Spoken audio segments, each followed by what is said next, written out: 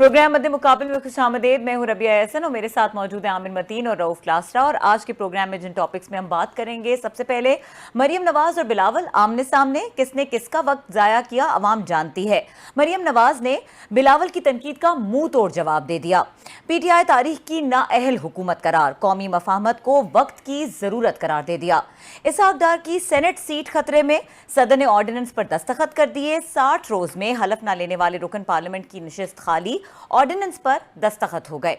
इसके अलावा बात करेंगे विफाकी काबीना का इजलास और इसमें 2 विफाकी वज़रा ने पीएसओ के खिलाफ शिकायत लगा दी। कौमी इदारों को छोड़कर गैर मुल्की कंपनीज के जरिए पीएसओ का तेल की इंपोर्ट और तरसील करने का इंकशाफ। दूसरी जानिब एफबीआर की तरफ से वजीर खजाना शौकत तरीन के इल्म में लाए बगैर 5 बिजनेस कंपनीज का 1 अरब 60 करोड़ रुपए का सरचार्ज माफ करवाने की कोशिशों का भांडा फूट गया। शौकत तरीन की मुदाखलत पर मामला रोक दिया गया। काबीना की एक्सक्लूसिव स्टोरी आपके साथ शेयर करेंगे। इसके अलावा बात करेंगे एलएनजी के मामले में हुकूमत की नाअहली खत्म नहीं हो सकी। पीएसओ ने सितंबर के लिए महंगी एलएनजी खरीदने का एक और रिकॉर्ड कायम कर दिया। क्या हुकूमत एलएनजी को लेकर मुबैना करप्शन की तहकीकात करेगी या नहीं करेगी, इसके ऊपर भी बात करेंगे। सबसे पहले पॉलिटिकल सिचुएशन से शुरू करते हैं आमिर साहब। और जिस तरह मरियम और बिलावल आमने सामने आए, कल बिलावल ने तनकीद की पीडीएम के ऊपर, आज मरियम ने जवाब दिए और फिर मरियम ने हुकूमत के ऊपर बड़ी सख्त किस्म का क्रिटिसिज्म किया। किस तरह से देख रहे हैं सारी सिचुएशन को? सच्ची बात है, वो लाहौर में शुरू इस तरह करते हैं कि वो अल्लाह झूठ ना बुलाए। मेरा इस बात पे बिल्कुल भी दिल नहीं करता कि ये बचगाना सा और बिल्कुल मज़ाहिया से हैं कि जो जुमले साजी चलती है एक दूसरे के खिलाफ। जिस तरह आपने कहा कि बिलावल ने ताबड़तोड़ मुंह तोड़ जवाब दे दिया, उन्होंने भी मुंह तोड़ जवाब दे दिया। ये जो मुंह तोड़ी की जा रही है ना, इसका इस वक्त पाकिस्तान के दाखिली मसाइल और ख़ित्ते के मसाइल और दुनिया के मसाइल से कोई ताल्लुक़ नहीं, वेस्ट ऑफ टाइम है। मगर क्योंकि आपने सवाल कर लिया और अल्हम्दुलिल्लाह सारे मैं देख रहा था हमारे चैनल्स जो हैं, क्योंकि उनका काफ़ी सारों की अंडरस्टैंडिंग नहीं है, काफ़ी सारे करना नहीं चाहते हैं। बुनियादी मसाइल, इकॉनमी, एनर्जी, ज़राअत, फॉरेन पॉलिसी, अफगानिस्तान ये चल रहा है, तो सारे लोग यही लगे हुए थे। तो हम भी अब आपने फंसा लिया है तो कह देते हैं। पहले तो देखें ना, इसकी नीटी गिटी में जाएं ज़रा, तो शहबाज शरीफ साहब ने जो ये जुमला कहा कि जी कौमी हुकूमत बननी चाहिए जो है, अब जी आपसे अगर हुकूमत गिराई जाती है या अपनी मर्जी, तो कब के गिरा से 3 साल से क्यों बैठे हुए हैं? तो इसका पता नहीं, एक मुमकिन जवाब था। जवाब में आज फिर मरियम बीबी के बड़े मजेदार जवाब आए। देखे ना, नून लीग की अपनी जो दराड़ें, और ऊपर से हर बंदा कह रहा है नहीं नहीं नहीं जी कोई दराड़ नहीं, हम जो है एक ही है, वो ऑब्वियसली जो है। तो मरियम बीबी ने कहा कि जी मुफाहमत, हम इनसे बात भी नहीं पीटीआई से करना चाहते। तो मरियम औरंगजेब जो हैं, उन्होंने कहा कि नहीं, ये शहबाज शरीफ का ज़ाती ख्याल होगा। तीसरा कोई मैं सुन रहा था, वो कहता जी असल में उन्होंने कहा है national government without PTI, PTI के बगैर नेशनल गवर्नमेंट। अब ये इस पे क्या इंसान तबसरा करे। और उसके बाद बिलावल भुट्टो भी जो इनके ऊपर अब कह रहे हैं कि इन्होंने पीडीएम ख़त्म हो चुकी भी है, वक्त का ज़िया था। तो जब ये दोनों बच्चे से इतने बच्चे भी नहीं हैं, मगर बहरहाल नौजवान हैं सियासत के पाकिस्तानी स्टैंडर्ड के मुकाबले, जब ये बड़े बड़े दावे कर रहे थे कि हुकूमत गिरा देंगे, पीडीएम ये कर देगी वो कर देगी, इस पिच पे ले गए थे। तो हमने उस वक्त भी, हम ये उन चंद लोगों में से जो कह रहे थे कि इतनी बड़ी धमकी या इतनी जब लेवल पे जब लेके जाते हैं कोई तहरीक, कोई नारा, कोई धमकी, तो उसके बाद गिरते हैं तो फिर उसका बड़ा नुकसान होता है। और ये नुकसान हो चुका हुआ है।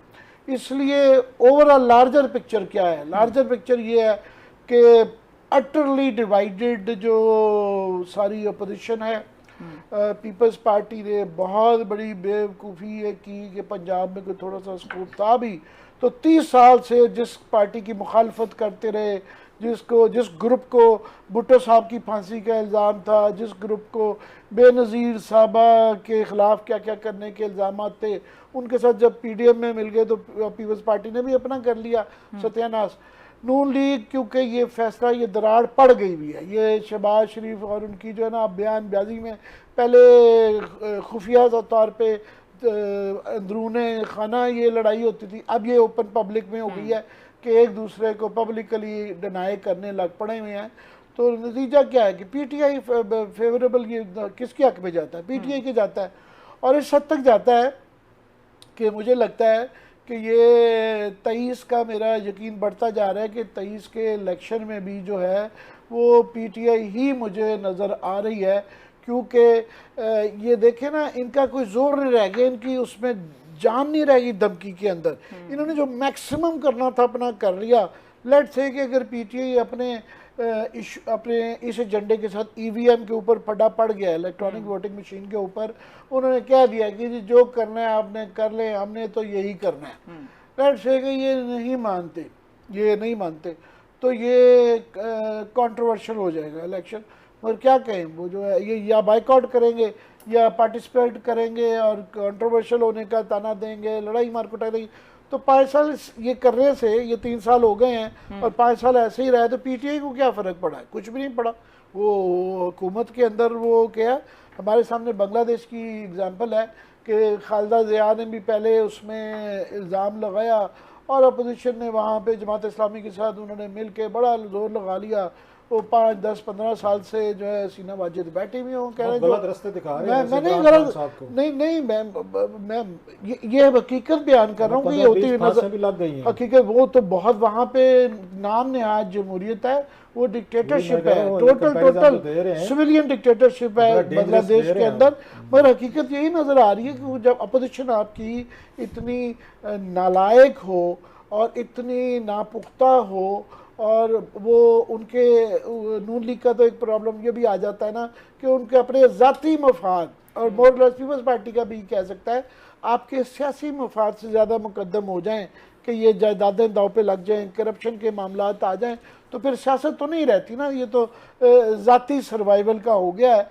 तो मुझे इस पर बस क्योंकि रोज़ ये बहस करनी पड़ती है, लार्जर पिक्चर तो मुझे यही समझ आती है, हालांकि करना चाहे लास्टली ये कि वरना बिल्कुल महंगाई का बहुत बड़ा इशू है, कोई इसलिए बयान देने से नहीं, इस पर फोकस करना चाहिए। एनर्जी बहुत बड़ा फोकस है, उस पर हम आज बात करेंगे बाद में। ज़राअत बहुत बड़ा फोकस है, अब अफ़गानिस्तान की भी बात करनी चाहिए, ये गायब है भाई, ये वाली उन्होंने he said she said.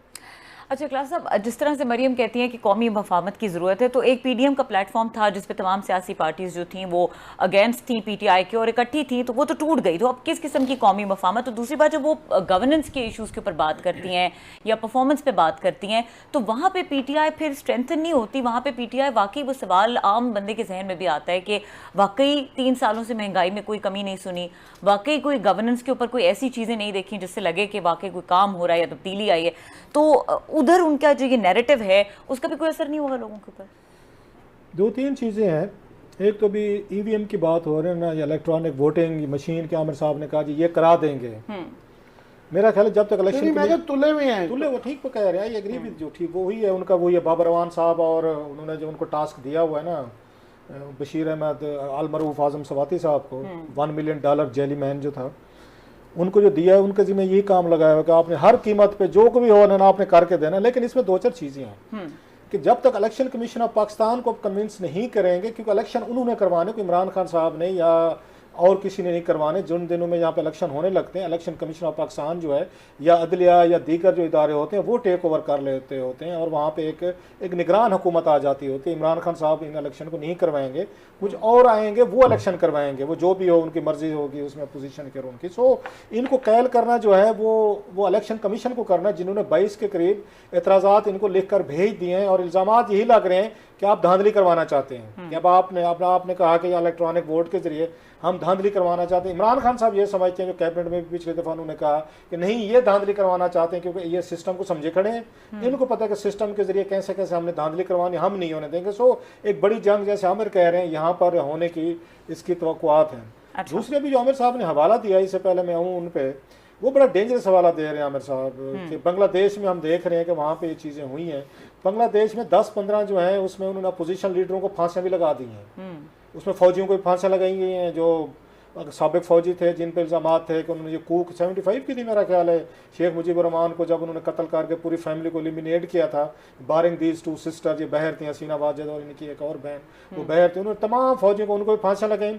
Jamaat Islami के कोई लीडरान थे, उनको भी फांसियाँ लगे, इल्ज़ाम लगाया कि अल बदर 71 में जो फोर्स बनाई थी इन्होंने मिलकर बंगालियों पर जुल्म किए थे, वो भी लगाई। और प्लस उन्होंने हसीना वाजिद के सारी खालदा जिया के जो करीबी सबसे पॉलिटिशियन थे, उनका नाम भी हम यहाँ पे लेते रहते हैं, उसमें उनका नाम सलाहुद्दीन चौधरी, बड़े अहम उनके मेंबर थे, पार्लियामेंट के वजीर थे, 7 दफ़ा उनके MNAs रहे, पाकिस्तान को बड़े प्रो थे, उनको उन्होंने आके कुकड अप और झूठे उन्होंने इल्ज़ामात पे, क्योंकि उनको यही था कि पाकिस्तान से इनका ज़्यादा प्यार मोहब्बत है, उन्होंने उनको फांसी लगाई। और पाकिस्तान की जो मुत्तहिदा ये जो आपके याद मगरबी पाकिस्तान की असम्बली थी, उसके स्पीकर जो थे ये उनका नाम था कादिर चौधरी साहब, उनके साहबजादे थे, लेकिन पाकिस्तान ने कोई आवाज़ नहीं उठाई, चुप रहे। इन्होंने कहा नहीं बांग्लादेश हमारे हालात ख़राब हो जाएंगे। 15-20 लोगों को उन्होंने फांसी लगा दी, मीडिया पे उन्होंने कदगने लगा दी, जुडिशरी उनकी बिल्कुल बांग्लादेश की आप देख लें, वो उनकी वैस मास्टर्स बन के रहेगी, मास्टर्स वैस बन के रहेगी।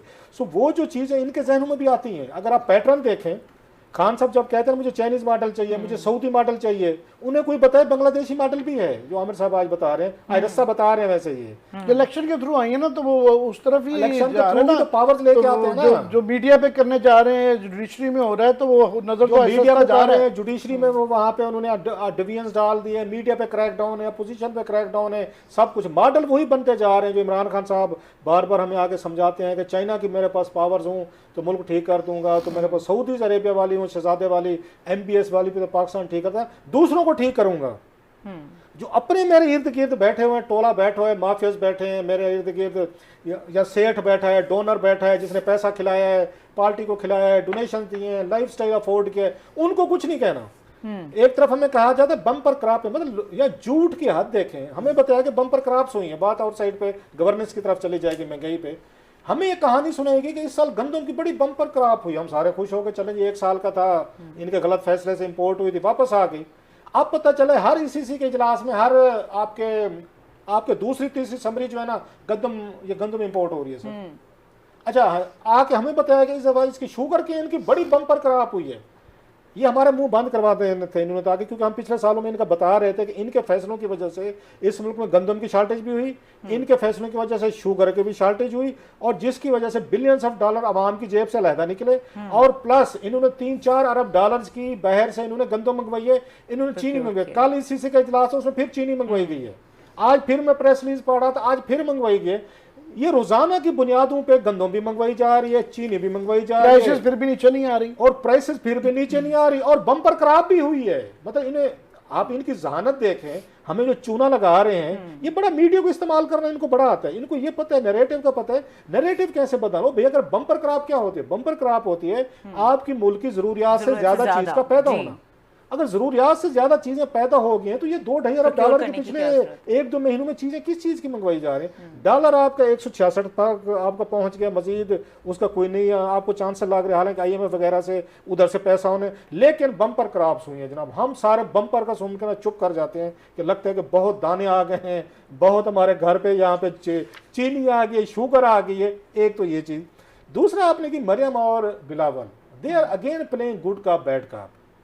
Politics is all about good cop and bad cop. मुझे ये डेफिनेशन पहले हम सुनते थे ना कि politics is all about the art of possibilities, अब जरा इसको ट्विस्ट करें, जरा चेंज करें, इसको जरूरत है चेंज करने, बड़ी कर ली हमने कि पॉलिटिक्स इज आर्ट ऑफ ये पॉसिबिलिटीज, अब इट्स आर्ट ऑफ ये गुड एंड बैड कॉप। आपको याद है मरियम नवाज ने एक तकरीर की थी 27 दिसंबर 2020 को, जब ये वहाँ लड़काना गई थी बेनजीर भुट्टो साहबा की बरसी पे। इन्होंने कहा था कि जनाब बिलावल, काल को हमने इलेक्शन भी लड़ना है, हमने एक दूसरे के खिलाफ तकरीरें भी करनी है। ये उनकी तकरीर है, मैंने खुद सुनी हुई है, आई होप अभी ये रिकॉर्ड में पड़ी होगी। लेकिन कल को हम आके एक दूसरे पे जाती हमले नहीं करेंगे, मतलब ये है कि हम एक दूसरे के खिलाफ हम इलेक्शन लड़ेंगे। ये सारी तैयारी जो की जा रही है, मरियम की टारगेट करना नवाज शरीफ साहब को, शहबाज को, मरियम को, या मरियम का टारगेट करना नवाज इनको पीपल्स पार्टी को, इट्स टोटली अंडरस्टैंडेबल, इसमें कोई मिस्ट्री नहीं है। So it is scripted. इन आगे दोनों पार्टीज ने कल को इलेक्शन लड़ना है, इन्होंने तकरीरें करनी। अगर ये एक दूसरे को टारगेट नहीं करते, ये सिर्फ इमरान खान तक रहते हैं टारगेट रहते, तो आप मुझे बताएं कल इमरान खान की अपोजिशन कौन होगी? क्योंकि लोग तो उसको वोट देते हैं ना जो आके हुकूमत का अपोजिशन बैठो। इमरान खान साहब थे, ये दोनों के खिलाफ थे, पीपल्स पार्टी को भी टेक ऑन करते थे, नवाज शरीफ को करते। लोगों को लगा कि अगर आपने आके नवाज शरीफ को हटाना है तो आप इसको वोट दें, इमरान खान को वोट दें। एक हवा बन गई ना 2018 में, वो जीत गए, लोगों ने वोट दे दिए, वट जितने भी दिए। अब आपने अगर इमरान खान को हटाना है तो किसको वोट दें? उसमें से दो पार्टीज मैदान में खड़ी हुई हैं, या पीपल्स पार्टी है या फिर नवाज शरीफ है। अब ये जरा मुश्किल फैसला होगा आम आदमी के लिए कि किसको वोट दें। सो वो ये करने की कोशिश कर रहे हैं। मैं एनालिसिस कि ये हमें आपस में ये करना चाहिए, इमरान खान को मैनेज करें इसमें से। Imran Khan is nobody, इसकी कोई पॉलिटिकल इनकी हैसियत भी नहीं है पीटीआई की, ये मैटर भी नहीं करते, ये कोई इतने बड़े पॉलिटिकल प्लेयर भी नहीं है। अगर लोगों को कल को चॉइस देना है आपने तो वो बिलावल और मरियम का चॉइस होना चाहिए। इसमें इमरान खान साहब जो है इसको मैनेज करें, और यही कहा उन्होंने। सो ये दोनों पार्टी, अगला इलेक्शन 3 पार्टी ने लड़ना है जो 2018 में भी हुआ था। सो इन पार्टी को सूट करता है कि अपना वोट बैंक आपने बचाना है। इमरान आके इनको सूट करता है, बिलावल को सूट करता है, मरियम वजीर आजम बेशक बन जाए, वो लेवल तो नहीं होगा हॉस्टिलिटी का जो इमरान खान साहब का है। इनको मरियम नवाज को सूट करता है, बिलावल वजीर आजम बन जाए ताकि कल को हमारी मुफाहमत कंपनी ये चलती रहेगी। उन दोनों को नहीं सूट करता कि इमरान खान साहब बैठे रहे। सो अगर इन्होंने लोगों को जेन्युइन अपोजिशन के तौर पर सामने आना है तो एक दूसरे पे इन्हें अटैक भी करने चाहिए, एक दूसरे के इन्हें मजीद, ये तो भी कुछ भी नहीं कर रहे। आप आने वाले दिनों में देखते जाइएगा, जून जो इलेक्शन टाइम आता जाएगा, ये एक दूसरे का हशर नशर करते हैं कि जैसे 2013 के इलेक्शन में हुआ था। याद है जो इन्होंने वो चलाई थी आमिर साहब, इन्होंने वीडियो क्लिप्स चलाए थे एक दूसरे के, पता नहीं क्या कुछ चलाया था। सो इन दोनों की कोशिश है कि हम यहाँ पे एक दूसरे के खिलाफ अपोजिशन के तौर पर अमर्ज करें। इमरान खान साहब के सामने जो है हम अपने आप को पेश करें लोगों को कि अगर आपने वोट डालना है, हम बेहतर कैंडिडेट हैं, इमरान खान साहब इन कंपनी। मेरा तो ये चॉइस क्रिएट करने के लिए और एक नेचुरल पॉलिटिक्स की तरफ पीपीपी और पीएमएलएन जा रही है, और जिस तरह से बातें की जा रही हैं उससे ये लग रहा है कि इलेक्शन को नज़र में रखा जा रहा है। इसहाक डार की सेनेट सीट के बारे में भी बात करेंगे, और इसके अलावा कैबिनेट की जो एक्सक्लूसिव स्टोरी है उस हवाले से भी बात करेंगे। ब्रेक के बाद हमारे साथ रहिए।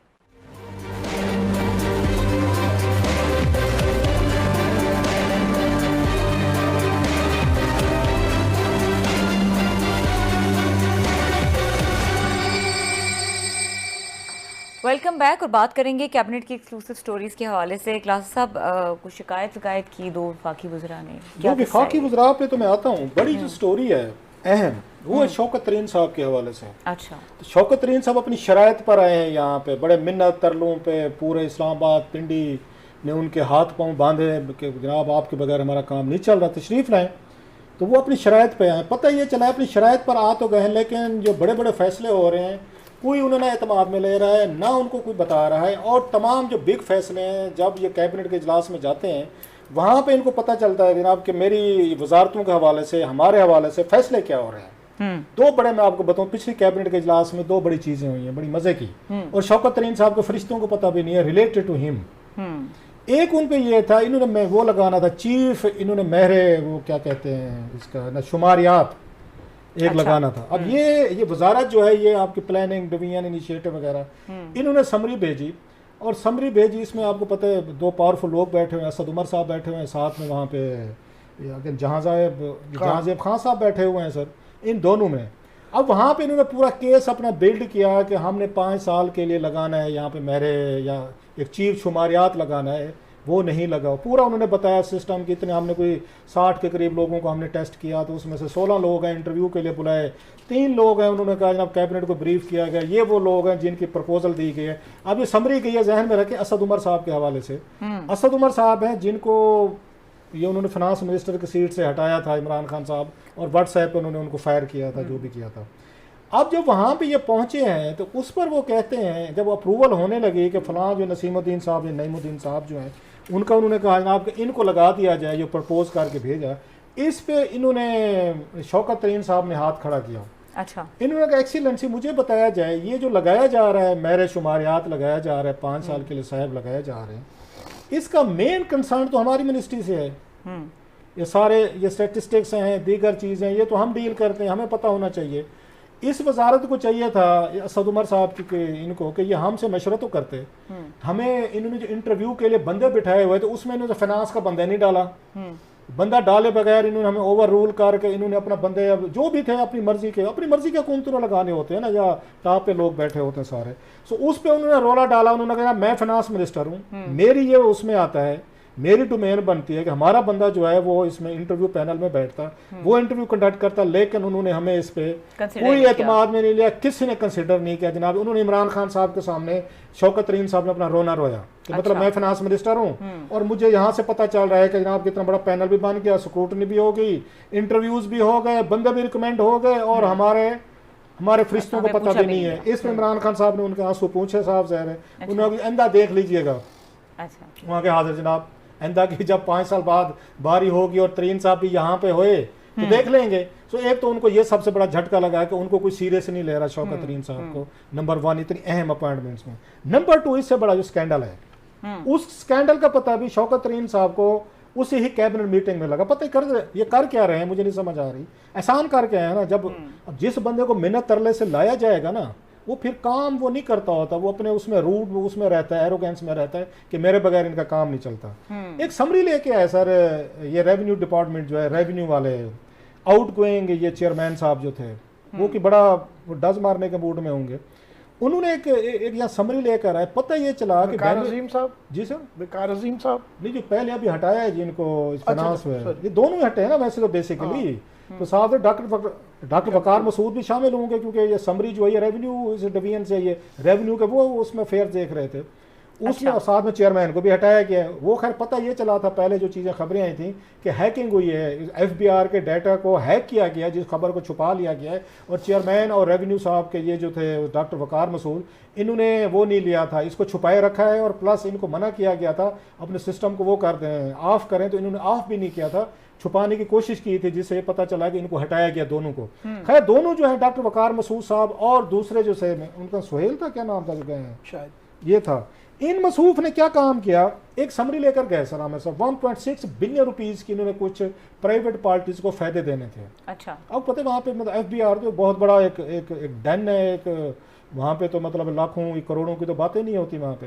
1.6 बिलियन रुपीस के करीब का पता चला वहाँ पे कुछ पार्टीज थी जिनको डैमेजेस या जिनको आप कह रहे हैं सरचार्ज, कि जब ये बाहर से सामान आता है ना वेयर हाउसेज वगैरह से, उन पर ड्यूटी लगनी होती है कि इस पे क्या होगा, कितना कुछ होगा, तो पता ये चला है कि उनका जो सामान था वो कुछ 5-6 बिलियन रुपीस जो है उसके बराबर का था। उस पर जो ड्यूटी बन रही थी वो तकरीबन 1.6 बिलियन रुपये, हाँ कुछ तकरीबन 9.6 बिलियन का सामान था, कंसाइनमेंट थी जिसकी 1.6 बिलियन जी, उस पे जो उनकी सरचार्जेस थे, अगर उसमें ड्यूटी और टैक्सेस जो थे 5.6 बिलियन के वो टैक्सेस और ड्यूटीज बन रही थी, और उन पे सरचार्ज जुर्माना, क्योंकि इनको 6 महीने तक तो रख सकते हैं, 6 महीने तक बाद में पड़ा रहे चीजें, तो उस पर वो बनती है अच्छी खासी 1.6 बिलियन रुपीज बनती हैं। वो समरी लेकर आए जनाब, उन्होंने नाम भी आपको वहाँ पे पढ़ रहे होंगे, आप कहते हैं तो मैं नाम भी उनके बता रहा हूँ। उसमें जनाब उन्होंने बताया था यहाँ पाकिस्तान स्टील एक लाइन पाइप इंडस्ट्री एसोसिएशन है, इनका माल था, पाकिस्तान पल्प पेपर है, बोर्ड मिल्स एसोसिएशन लाहौर है, एक मैसर यहाँ पे नियामतुल्लाह की स्टील वर्क्स है लाहौर की, एक मैसर फ्लैंग सीमेंट कंपनी ये भी लाहौर की। तो लाहौर की 3-4 बड़ी पार्टी पे 1.6 बिलियन रुपीस के जुर्माने पड़ रहे थे। अच्छा। उन्होंने पकड़ा डॉक्टर वकार मसूद साहब को और उनको चेयरमैन FBI जो साहब का चेयरमैन थे, उन्होंने समरी बनाई और इमरान खान साहब की कैबिनेट में ले गए। उस पे उन्होंने जनाब यही उन्होंने प्रपोज किया, ये जो चार्जेस है रिमीट कर दें, और इसकी डेट है जो इनको क्लियरेंस वाली जो होती है जितने महीने 6 महीनों से बड़ा अरसा हो गया था वो माफ कर दें। मतलब ये कि 1.6 बिलियन रुपीस जो है ना इनका इसका वो कर दें, रिमीट कर दें। इस पे शौकत तरीन साहब ने फिर हाथ खड़ा किया। इन्होंने कहा जनाब इतनी बड़ी रमीशन दी जा रही है, 1.6 बिलियन रुपीस की रियायत दी जा रही है, पैसे इनको खोले जा रहे हैं, मेरे फरिश्तों को पता नहीं है, मेरे ना टू माई नॉलेज। सो उन्होंने जनाब दोबारा इस समरी को रुकवाया। उन्होंने कहा जनाब इसको डेफर करें, इसको मैं सारे मामला जो हैं इनको मैं देखूंगा, देखने के बाद फिर हम फैसला करेंगे। सो डॉक्टर वकार मसूद और आउट गोइंग चेयरमैन FBI जो 1.6 बिलियन रुपीस की यहाँ पे सरचार्ज जो है 4 पार्टी, और ये जहन में रखें we American there are no free lunches.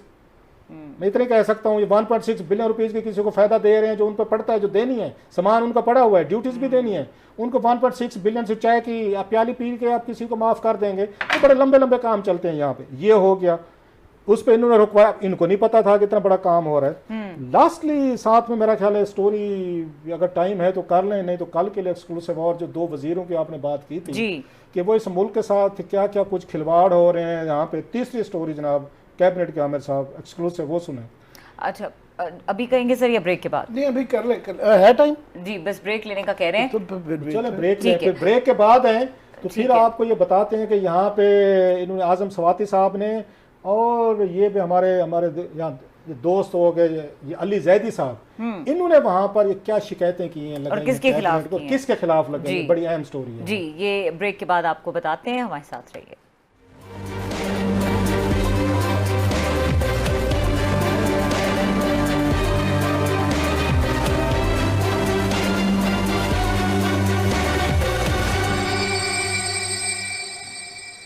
Programme में एक बार फिर खुश आमदेद। ब्रेक से पहले क्लास साहब ने आपने कहा कि जो कैबिनेट की दूसरी स्टोरी है और जिसमें सस्पेंस, जी तीसरी स्टोरी है, वो अभी थोड़ा सस्पेंस हम प्रोलॉन्ग करें। मैंने इनसे कहा है कि वो सस्पेंस रोक लें। तो मैं इसलिए भी कहा कि ये जो आगे इन्होंने खौफनाक किस्म के इंकशाफात किए हैं, तो मैं भी उस पर गुजारिश करना चाहता था। कल स्टोरी पहली बात तो ये कि वो बिल्कुल सही कह रहे हैं कि जनाब यही तासुर कायम किया गया था, जिस शौकत तरीन साहब को तल्ले करके लाया गया है। वो अलग बात है कि तरीन साहब की मजबूरी थी, बहुत सख्त ज़रूरत थी उनको इस तरह के ओहदे की, क्योंकि अपने सिल्क बैंक के अंदर उनका बहुत बड़ा एक क्राइसिस चल रहा था, उन पर बहुत ज़्यादा इल्ज़ाम थे। और वो इल्ज़ाम स्टेट बैंक की मेरी इतला ये है कि जो गवर्नर साहब ने लगाए थे वो कुछ थोड़ा सा उसको ठीक कर लिया था और काफ़ी हालात बेहतर हो गए हैं जब से ये फाइनेंस मिनिस्टर बने हैं। क्योंकि जब आप फाइनेंस मिनिस्टर होते हैं, आपके एक आंख के इशारे से, एक पॉलिसी की तब्दीली से, एक एसआरओ से लोगों अरबों खरबों का होता है, और उनके लिए बैंक के अंदर थोड़ा सा कुछ चीज़ें डाल देना जो है ना वो कोई इतनी बड़ी काम नहीं होता। सो ये अभी नायब के केसेस भी चल रहे हैं। शायद फ्यूचर की फैमिली न उसके अमजद उजीर साहब के ये समझी हैं और ये फ्यूचर की कभी कोई जो गवर्नमेंट आएगी उसकी तफ्तीश वो शायद कर पाएगी, फिलहाल नहीं हो रही है ये बिल्कुल। मगर ये बिल्कुल शायद इन्होंने अच्छा काम ही किया हो कि ये जो 1.6 बिलियन की दी जा रही थी रियायत, उसको चेक करेंगे। वो ये होता है कि रियायत हम दें, आप क्यों दें, वो है वो तो पता चल जाएगा सारा। मगर यहाँ हो क्या रहा है, मैं उनसे बिल्कुल डिसएग्री करता हूँ कि वो जो फाइनेंस मिनिस्टर कि वो कह रहे हैं फाइनेंस मिनिस्ट्री का जो आप स्टैटिस्टिशियन ला रहे हैं, फेडरल ब्यूरो ऑफ स्टैटिस्टिक्स का जो हेड ला रहे हैं, वो फाइनेंस मिनिस्ट्री का मर्जी से नहीं होना चाहिए। यही एक बहुत बड़ा सत्यानाश पाकिस्तान का होता रहा है कि साग डार साहब के अपनी मर्जी का FBR, अपनी मर्जी का PBS शुमारियात के अहदे का हेड, अपनी मर्जी का प्लानिंग डिवीजन का, तो सारी वो फचिंग करके अपनी मर्जी की वो बता देते कि जी हम कामयाब हो गए, हमने ज़बरदस्त अपनी मर्जी के वो फिगर्स नहीं ले लेते। और उसकी वजह से ये सारा जो क्राइसिस छोड़ के गए हैं इकनॉमिक, वो लार्जली इस वजह से था। और ये असद उमर की बड़े अरसे से लड़ाई चल रही थी कि वो एक इंडिपेंडेंट होना चाहिए, इवन के ना सिर्फ के finance, state bank, even planning division के ऊपर भी वो इंडिपेंडेंट ओपिनियन आना चाहिए।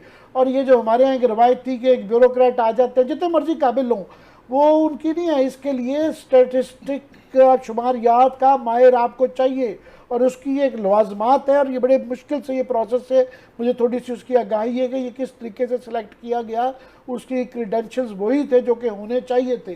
तो पहली बात तो ये। बाकी या लार्जली दूसरा क्या हो रहा है, हो ये रहा है कि अपनी मिनिस्ट्री कोई नहीं चला रहा सही तरीके से, दूसरों की मिनिस्ट्री में टांग। ये जिस तरह ये कह रहे हैं कि जनाब PBS का जो शुमारियात का शुबा मेरे उसमें लगाएं, ये सवाती साहब जो हैं वो पेट्रोल में भी घुस रहे हैं, इधर भी घुस रहे हैं, EVM में इलेक्ट्रॉनिक वोटिंग मशीन में भी घुसे हुए हैं।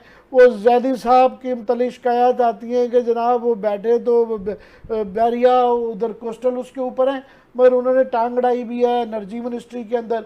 और एनर्जी मिनिस्ट्री के अंदर सबसे बड़ा गंद पड़ा हुआ है कि अब लेटेस्ट आज खालिद मुस्तफा बड़े अच्छे रिपोर्टर ने उनकी खबर थी कि जनाब ताबिश साहब मीटिंगों में नहीं आ रहे और शायद टाइम आ गया है कि येट अनदर चेंज, कि शायद उनकी भी या छुट्टी हो जाए या वो खुद छोड़ जाए। अच्छा। तो और उसका नतीजा ये है कि आज जो है दोबारा कल जो है ये हम पाकिस्तान की हिस्ट्री का सबसे बड़ा LNG का कार्गो खरीदने जा रहे हैं। और टोटली नालायकी की वजह से, टोटली बेवकूफ़ी की वजह से कि रेट बताया जा रहा है। आज खलीकियानी साहब हमारे दोस्त कुलीग हैं, उन्होंने स्टोरी भी की हुई है कि गालबन 25% ऑफ ब्रेंट जो है, यानी ये $17-18 बन जाता है।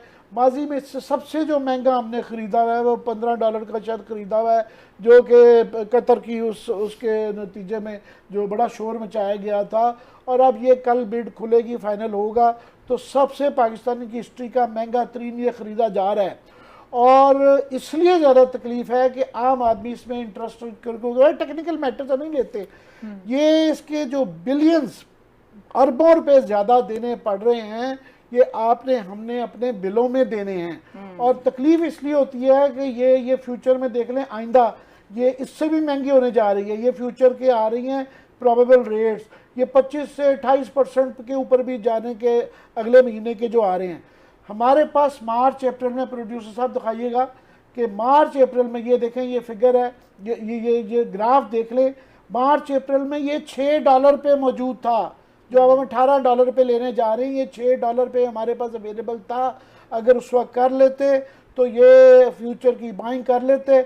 और जो अरशद महमूद साहब जो सेक्रेटरी साहब हैं, मैंने बड़ा रब्ता किया उनसे, पर वो बहुत बड़े साहब है ना, वो कॉल बैक करते हैं। सोना तो नहीं निकाला, वो ही चिन्योट वाला सोने का झूठ उनका चली जा रहा है। उन्होंने पार्लियामेंट को, कमेटियों को झूठ बोला कि जी इसलिए पहले नहीं करते कि वो गारंटियां देनी पड़ती हैं, बड़ी महंगी पड़ जाती हैं। और हमने वो डॉक्यूमेंट भी दिखाया कि वो झूठ बोला है उन्होंने पार्लियामेंट को, जो कि बहुत बड़ा जुर्म है। पहली दफा बोला गया पार्लियामेंट में? नहीं, ये बिल्कुल पार्लियामेंट के फ्लोर पे कमेटी के सामने बोला है। तो तुगला साहब उसकी एक और चीज है, झूठ नहीं है वो। वहां में सिर्फ 15 दिन पहले जब लेना होता है उससे पहले की वारंटी होती है, गारंटी दी जाती है, पहले नहीं है।